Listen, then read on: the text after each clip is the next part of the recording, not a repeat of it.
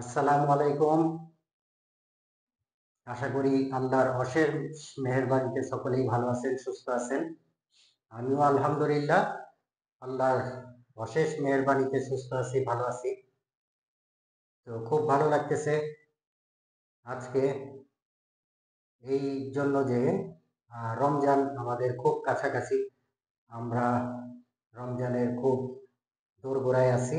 আমাদের দরজায় কড়া নাড়তেছে মাহে রমজান। তো এই জিনিসটা বোঝা যায় যদি আপনি মসজিদে যান, তাহলে প্রথমেই অজুখানায় দেখতে পাবেন লম্বা সিরিয়াল। সব মসজিদেই এখন কম বেশি মুসল্লি বাড়তেছে। এটা আস্তে আস্তে আরো বাড়বে, অনেক বাড়বে। একটা সময় মসজিদে জায়গাই পাওয়া যাবে না।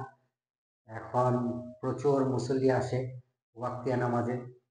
আর রমজান শুরু হয়ে গেলে তারাবি আছে, ওয়াক্তিয়া নামাজ আছে, সব নামাজে মুসল্লি বাড়তে থাকবে এবং অনেক মসজিদে তাফসির হবে। 15 রমজান পর্যন্ত, প্রথম রমজান থেকে 15 রমজান পর্যন্ত তাফসির হয়।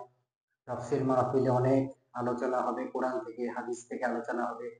অনেক বড় বড় স্কলাররা আসে মসজিদগুলোতে। ঢাকাতে তো জায়গাই পাওয়া যায় না, গ্রামেও জায়গা পাওয়া যায় না।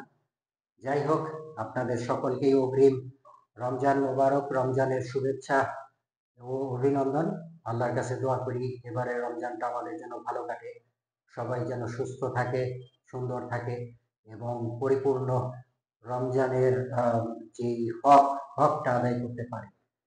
এবং শুধু ঈদের জন্য রমজান না, রমজান রমজানের জন্যই, ঈদ আলাদা সাবজেক্ট। এবং আমরা ঈদের জন্য রমজান করবো না, আমরা রমজানের জন্যই রমজান করব। রোজা রাখবো, ঈদের জন্য আমরা কেনাকাটা করব, ঠিক আছে, ঈদের জন্য আমরা প্রস্তুতি নেব, ঠিক আছে, কিন্তু রমজান যেন আমরা পরিপূর্ণ রমজানের হক আদায় করতে পারি, সেই দিকে আমরা বেশি ব্যস্ত থাকবো, সেই দিকে বেশি নজর দেব। এবং সবচেয়ে বড় কথা, অল্প অল্প দান করতে শিখুন। এখন থেকেই অল্প অল্প দান করতে শিখুন। যার 10 টাকা আছে সে 1 টাকা দান করবে, যার 100 টাকা আছে সে 10 টাকা দান করবে, যার 1000 টাকা আছে সে 100 টাকা দান করবে। দান করা উচিত। নবীজি রমজান মাসে প্রচুর দান করতেন। আমাদেরও দান করার অভ্যাসটা এখন থেকেই করা উচিত, আজকে থেকেই করা উচিত, যেহেতু আরো 10 দিন আছে, 9-10 দিন আছে রমজানের। যাই হোক, বেশি বেশি দান করবেন এবং তওবা ইস্তেগফার করবেন। যত বেশি আল্লাহ পাকের কাছে ক্ষমা চাওয়া যায় এই রমজান উপলক্ষে, রমজান মাসে। যদি রমজান পাওয়ার পরে কিছুই করতে না পারেন, তাহলে তো আমরা ব্যর্থ। আমরা যেন ব্যর্থ না হই, আল্লাহ যেন আমাদেরকে রমজান বুঝে শুনে করার, রোজা রাখার ব্যবস্থা করে দেন, সেই আশাই করি। সকলকে ধন্যবাদ। আল্লাহ তাআলা আপনাদের সকলকে ভালো রাখুক, সুস্থ রাখুক, সুন্দর রাখুক, এই দোয়াই করি আল্লাহর কাছে। আমার জন্যও দোয়া করবেন, আমাদের জন্য দোয়া করবেন। আমরা সবাই সবার জন্য দোয়া করব।